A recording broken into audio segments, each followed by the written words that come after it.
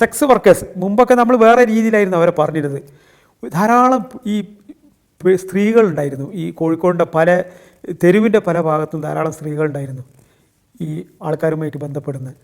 പിന്നെ 3 ലോഡ്ജ് ഉണ്ടായിരുന്നു കോഴിക്കോട് ഈ സെക്സ് വർക്കേഴ്സിൻ്റെ. അതെല്ലാം പിന്നീട് പൂട്ടിപ്പോവുക ചെയ്തത്, എല്ലാം അടഞ്ഞുപോയി. ക്യാമറൻ്റെത് എനിക്കറിയാം, സുഗതവുമായി ക്യാമറ ഒരു പരിധി കഴിഞ്ഞിട്ട് അതിൻ്റെ നില വിട്ടിട്ടുള്ള കളി തുടങ്ങി. വല്ലാത്ത മുഴുവനായിട്ട് ആഭാസമായി തുടങ്ങിയപ്പോൾ പ്രതികരിക്കാൻ തുടങ്ങിയ ആൾക്കാർ. അങ്ങനെയാണ് അത് വലിയ പ്രശ്നമായി, ഇഷ്യൂ ആയി. സുഗതകുമാരി വന്നു കോഴിക്കോട്, അതിനെതിരെ സമരം നടത്തി. അങ്ങനെ ഒരു ദിവസം പ്രസ് ക്ലബ്ബിൽ ഈ ക്യാമറ ആർട്ടിസ്റ്റുകളെല്ലാം കൂടെ 5-6 സ്ഥലത്തുള്ള ക്യാമറ നടക്കുന്ന സ്ഥലത്തുള്ള ആർട്ടിസ്റ്റുകളെല്ലാം കൂടെ വന്നിട്ട് ഒരു പ്രസ് കോൺഫറൻസ് നടത്തി. അതിൻ്റെ ഫോട്ടോ എൻ്റെ അടുത്ത്. അതൊരു വലിയ ചരിത്രമാണ് ശരിക്കും.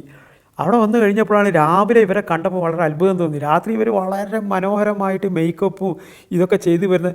രാവിലെ ഇവരെ കണ്ടപ്പോൾ സാധാ പെണ്ണുങ്ങളാണ് ഇവർ ശരിക്കും. അതിൽ 2 പേർക്ക് കുട്ടികളുണ്ടായിരുന്നു. കുട്ടികളടക്കമാണ് ഇവർ വന്നത്. വാസ്തവത്തിൽ വളരെ സങ്കടം തോന്നിപ്പോയി. ജീവിക്കാൻ വേണ്ടിയാണ്. അപ്പോൾ അവർ പറയുന്നത് ഞങ്ങൾക്ക് ജീവിക്കണം, അതുകൊണ്ട് നമ്മളെ തടയരുതെന്നാണ് അവർ പറയുന്നത്. പക്ഷേ സമരമൊക്കെ ചെയ്ത് കഴിഞ്ഞിട്ട് അതങ്ങ് പോയി. ഇതുപോലെ തന്നെ ഈ 3-4 ഈ പെണ്ണുങ്ങളെ കിട്ടുന്ന 4-5 ലോഡ്ജുകൾ ഉണ്ടായിരുന്നു. ഒന്ന് എൻ്റെ വീടിൻ്റെ അടുത്ത് തന്നെ ഉണ്ടായിരുന്നു, കല്ലായി റെസ്റ്റ് ഹൗസ് എന്ന് തന്നെ പറഞ്ഞു. എൻ്റെ വീടിൻ്റെ അവിടുന്ന് കുറച്ചപ്പുറം പോയാൽ തന്നെ കാണായിരുന്നു.